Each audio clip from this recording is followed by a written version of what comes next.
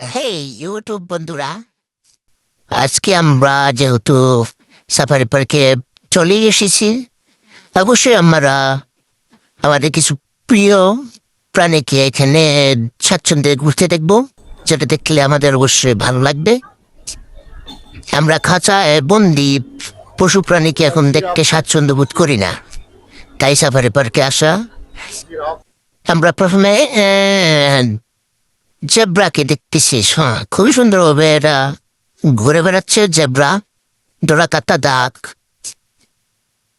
অত্যন্ত মনোরম পরিবেশে প্রকৃতির মাঝে এরা ঘুরে বেড়াচ্ছে, কোনো বন্দি দশা নেই, খুবই সুন্দর লাগছে দেখতে।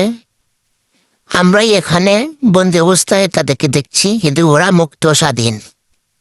এটাই হচ্ছে সভ্য মানুষের সংস্কৃতি, যে প্রাণীকে আটকে না রেখে মুক্তভাবে প্রাণীকে চলতে দেওয়া, বিচরণ করতে দেওয়া। এটা আমাদের শিক্ষার্থীদেরকে শেখানো উদ্দেশ্যই হচ্ছে সাফারি পার্কে আসা। আমরা এখন বন গরু দেখতে পাচ্ছি।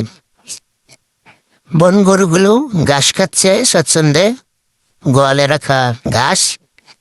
হ্যাঁ হ্যাঁ, আমরা এখন নীল গাই, সম্ভবত নীল গাই, হ্যাঁ নীল গাই দেখতে পাচ্ছি।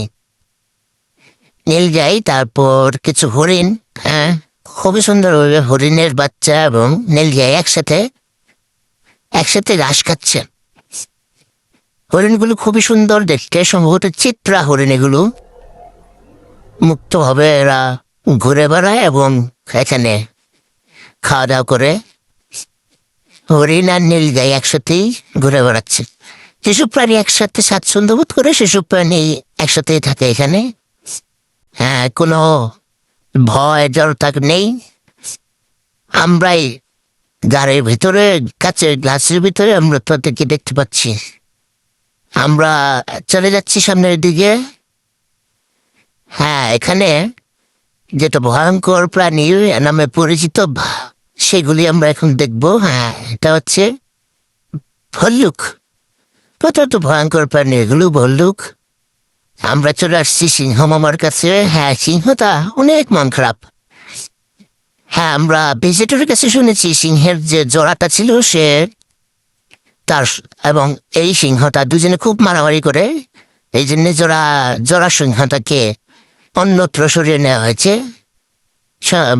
সম্ভবত কারণেই এইটি একদম নিঃসঙ্গ মনে হচ্ছে, একা। একে দেখে খুব একটা ভালো লাগেনি আমাদের।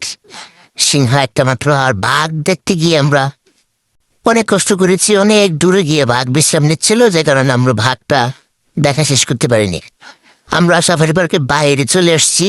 বাইরের স্তরে কিছু ছোট ছোট ছোট ছোট আঙ্গিনা আছে প্রাণীদের। এখানে কুমির দেখতে পাচ্ছি। কুমির বিশ্রাম নিচ্ছে মাটির উপরে, পানি থেকে মাটির উপরে উঠে বিশ্রাম নিচ্ছে কুমির।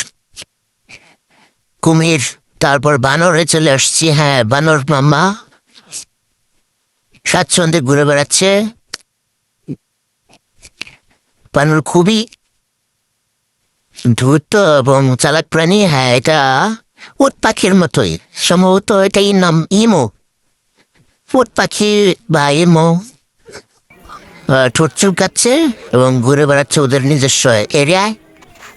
আমরা অনেক প্রাণী দেখলাম, আমরা ক্লান্ত হয়ে গেছি। শেষ পর্যন্ত একটা জায়গায় গিয়ে আমরা এখন বাদাম খাবো আর বিশ্রাম নেব। ধন্যবাদ।